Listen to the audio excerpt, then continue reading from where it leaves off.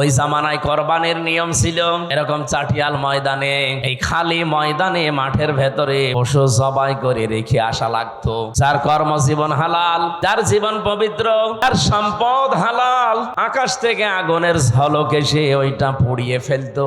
এলাকার মানুষ বুঝতো যে লোকটা আসলে সৎ, এর ব্যবসা বাণিজ্য কর্মজীবন হালাল।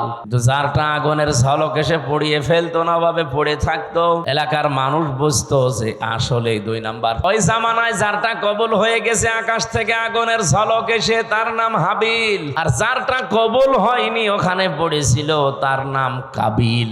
আদম নবীর এই 2 সন্তান কি আছে এর ভেতরে? যারটা কবুল হয়নি এই কাবিল। ও ডাক দিয়ে বলে, ওই সেই প্রথম দিন, পৃথিবীর প্রথম দিকের কাহিনী এটা।